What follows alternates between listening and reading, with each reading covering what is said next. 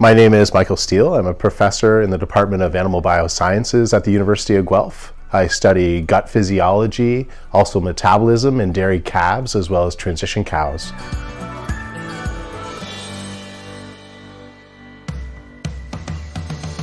Well, firstly, the gastrointestinal tract is really important for absorbing and as well as digesting nutrients.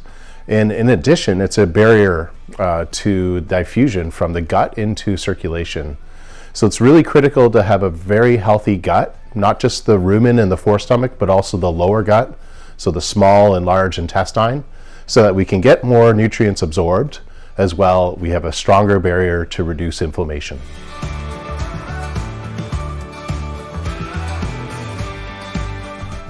So if we have cows that have high inflammation and they can't get rid of this inflammation quickly, they're going to have chronic diseases for early lactation. So we want to do everything we can to minimize inflammation in early lactation. Inflammation comes from stress.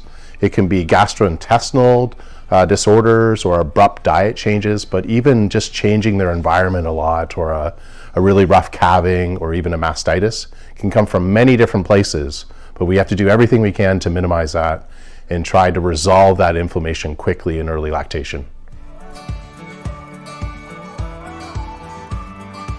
Yeah, decreasing inflammation can come from many different areas. Myself, I focus on the gastrointestinal tract. So we look at ways of adapting the diet from a dry cow diet to an early lactation diet to minimize what we call leaky gut.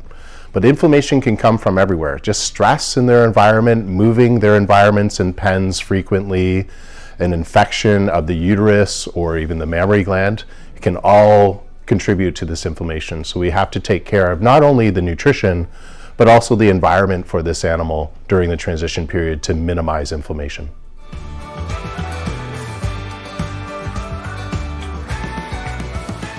It's very challenging to detect intestinal health issues on farm.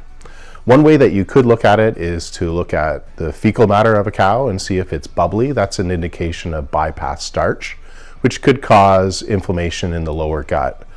But it's very challenging, even experimentally, to determine if a cow is suffering from an intestinal disorder. So a lot more work needs to be done in this area.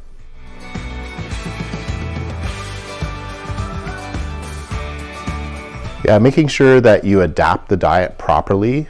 So in early lactation, we can feed fresh cow diets, which can include specific additives to improve overall health, but also having a gradual transition and even looking at the fermentability of the diet. A slower fermentation and early lactation appears to have a benefit to the rumen and also the cow throughout its entire lactation.